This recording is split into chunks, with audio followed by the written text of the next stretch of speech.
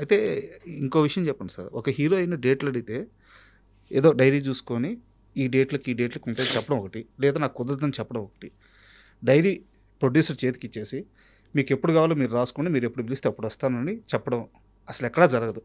MS రాజు గారికి త్రిష మధ్యగా జరగద్దంటే ఏంటిది? అయ్యో Trisha is my all time. అసలు నన్ను తను చూసుకున్నట్టు, తను నన్ను కేర్ తీసుకున్నట్టు, she for her I'm like a God. అంటే ఒక వర్షం సక్సెస్ అనేది ఎందుకు పెట్టుకున్నాను అమ్మాయికి తెలియదు. అప్పుడు అమ్మాయి క్యారెక్టర్ కానీ ఫేస్ కానీ ఒక సినిమా కుదరక అర్జున్ అనే ఫిలిం పెట్టుకున్నారు ముందు. Okay okay. ఆ ఫేస్ కుదరలేదు. అంటే వాళ్ళకి ఒక వేరే కైండ్ ఆఫ్ ఫేస్ కావాలి. ఆ టైంలో అక్కడ ఉన్న ఫొటోసే కదా, అప్పుడు ఇవన్నీ లేవు, ల్యాప్టాప్లో లేవు కదా. ఆ ఫొటోస్ మహేష్ బాబు దగ్గర చూశాను. ఏంటి బాగుంది కదా బాబు అన్న, క్యారెక్టర్ సూట్ అవుతుంది అన్నారని డైరెక్టర్ గారు అన్నారు. ఓకే నేను పెట్టుకోవచ్చా అన్న, పెట్టుకోండి అన్నారు. అప్పుడు అమ్మాయి ఆ సినిమాలో లేను, వాళ్ళతో కలిసి ఒక్కడే చేశారు, లేను అనే ఒక డిజెక్షన్లో అమ్మాయి ఉన్నట్టుంది. నా నుంచి ఫోన్ రాగానే ఒక కేక. వెంటనే మేము వస్తున్నామండి వచ్చేయమంటారా అంటే, లేదు నాకు వేరే పని ఉంది, సాంగ్ రికార్డింగ్స్ ఉన్నాయి, నేను అక్కడికి వస్తాను అని చెప్పి టపటపా నేను అక్కడికి వెళ్ళడం. వాళ్ళు ఫ్లాట్లు ఉన్నారు అప్పుడు వాళ్ళు. ఓకే. ఫ్లాట్కి వెళ్ళాం. అప్పుడు లేదు త్రిష లేదు, ఇప్పటికీ గుర్తు నాకు. వాళ్ళ అమ్మ ఉంది, మాట్లాడుతున్నాను, ఉమ్మగారు అది ఇది అని మాట్లాడుతున్నాను.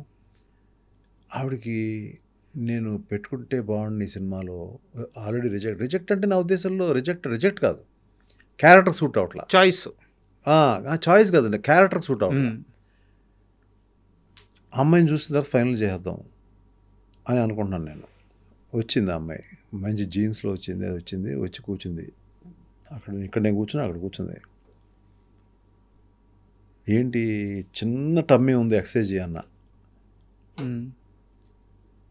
ఓకే అంది. అంటే వాళ్ళకి అర్థమైపోయింది నేను సినిమా పెట్టుకుంటున్నానని.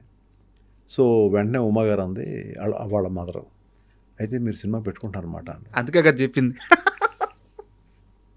అంతే. ఇంక అక్కడి నుంచి అమ్మాయి వెనక్కి తిరిగి చూడలేదు, సార్ ఒక్క ప్రశ్న అడగలేదు. ఆ అమ్మాయికి ఎంత అభిమానం అంటే, నేనంటే ప్రాణం అమ్మాయికి. అక్కడి నుంచి ఎలా ఉంటుందంటే, ఇట్స్ లైక్ సీన్ చూడదు, నాకు ఏం వద్దు, it's an MS Raju film, నాకు స్పాట్లో ఇచ్చేయండి సీన్ అంతే, ముందెళ్ళి చదువుకోవడాలు ఏముండదు. అది కాదండి, మీరు ఎవరి తమిళ్ని నేర్చుకోండి, నో, స్పాట్కి వచ్చి నాకు చెప్పండి సీన్ అంతే. ఆ ప్రశ్న అడగను, ఏం అడగను, ఎక్కడ డ్యాన్స్ చేయమంటే చేస్తాను. 75 రోజులు వర్షం అండి, 75 రోజులు అమ్మాయి మీద వర్షం పడింది. అప్పుడు వర్షానికి వంశీ పైడిపల్లి నా దగ్గర ఆ సినిమాకి పనిచేశాడు. దానికి పనిచేస్తే అసోసియేట్ డైరెక్టర్గా పనిచేస్తే తను మొత్తం రెయిన్కి అంతా ఇన్ఛార్జ్ సరే. ఓకే. అప్పుడు అమ్మాయి కొంచెం పక్కనేయండి అని అతను చెప్పేది, అరిచివ్వండి గట్టిగా ఇక్కడి నుంచి. సో అట్లా అమ్మాయి కొన్ని సీక్వెన్సెస్ అయితే నా వల్ల కాదు ఏడ్చేది అమ్మాయి. నేను చెప్పాను కదా చాలా కష్టం ఉంటుంది, రైలు వెళ్తూ ఉంటుంది, దూకాలి అని చెప్పాను కదా నీకు. కళ్ళు నీళ్ళు పెట్టుకుంటే అట్లాగా వెళ్ళిపో, నీ ఇష్టం, నువ్వు వచ్చి అలా పట్టుకునేది లేదు, నేను చేస్తాను. అక్కడి నుంచి అమ్మాయి షీ బికేమ్ రియల్లీ క్లోజ్. అంటే మా ఇంట్లో ఫ్యామిలీ మెంబర్ లాగా అయిపోయింది అమ్మాయి. సార్ తను అక్కడి నుంచి నెక్స్ట్ నువ్వు వస్తానే వద్దంటున్నా. మేము అసలు అమ్మాయిని అనుకోవాలి నేను. ఓకే. ముందు తను కాదు, ఏ అమ్మాయిని పెట్టాలో కూడా తెలియదు, మళ్ళీ ఎందుకు రిపీట్ చేయాలి. అమ్మాయి వచ్చేసింది, వచ్చి బుక్ తీసుకొచ్చింది, మధ్యలో ఎవ్వరూ లేరు, డైరెక్ట్గా ఎయిర్పోర్ట్ నుంచి వచ్చేసింది. ఏంటి వస్తున్నావు, ఏంటి ఏం పని ఉందా, వేరే పని ఉందని చెప్పింది. ఇదే డైరెక్ట్గా మా ఇంటికి వచ్చింది, భోజనం చేసింది. నేను సాయంకాలం వెళ్ళిపోతున్నానండి ఫ్లైట్కి అంది. బుక్ తీసింది, ఎప్పుడు కావాలి చెప్పండి, నేను ఇక్కడ డిసైడ్ చేయలేదు కదమ్మా, అందులో రాసుకోవాలి చెప్పండి. That was the first experience one heroine or hero has asked me. That is the respect I have. రాత్రి 3 గంటలకి మీరు ఫోన్ చేసి ఎవరితో మాట్లాడడానికి మీరు కంఫర్ట్గా ఫీల్ అవుతారు అని ఒక ఇంగ్లీష్ పత్రిక అడిగితే ఓన్లీ ఎంఎస్ రాజు అని ఇచ్చింది అమ్మాయి. అటువంటి ఒక అమ్మాయి ఇవాళ ఇంకా హీరోయిన్గా కొనసాగుతుంది, మ్మ్. మంచి పొజిషన్లో ఉంది. Hmm. I'm very very happy about her. నేను I think I have to go and meet her. తను ఎప్పటి నుంచో మళ్ళీ ఇంకో సినిమా అంటుంది. సినిమా కోసం కాకపోయినా కూడా నేను ఎప్పుడైనా వెళ్ళినప్పుడు, మెడ్రాస్ వెళ్ళినప్పుడు వెళ్ళి సరదాగా వాళ్ళ ఇంటికి వెళ్తాను. I will go for some breakfast, వెళ్తాను, కూర్చుంటాను, ఆకవులు లేకవులు చెప్తూ ఉంటుంది. మళ్ళీ నాతో సినిమా చేయలేదు, అది చేశాను కదమ్మా 3 సినిమాలు చాలే, ఏం చేస్తాను లేదు. ఇలియానా అని పెట్టుకున్నానండి ఆట సినిమాకి. ఓకే.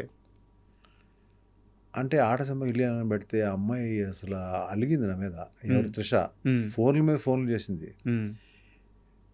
నేను వచ్చేస్తానంది, షూటింగ్ వచ్చేస్తానంది. లేదమ్మా ఆల్రెడీ షూట్ స్టార్ట్ చేసాము, ఎక్కడో రాజమండ్రిలో బోట్ మధ్యలో ఉన్నాము, మ్మ్. ఆపలేను నేను షూటింగ్ అని చెప్పా. అప్పుడు కామ్ అయిపోయింది. కామ్ అయిపోయిన తర్వాత ఆ రోజు నైట్ ఆ అమ్మాయిని సరదాగా పాప ఫీల్ అవుతుందేమో అని చెప్పి ఆ రోజు తిరిగి కార్లో వెళ్ళేటప్పుడు, ఏదో నా త్రిష నీలా దొరకదమ్మా, మ్మ్. నీకులాగా దొరకదు. అవును కదా, అవును కదా, మీరు ఇబ్బంది పడతారు కదా అమ్మ. ఏం లేదు, ఇలియానాతో ఇబ్బంది ఏం పడలేదు, బాగా చేస్తుంది.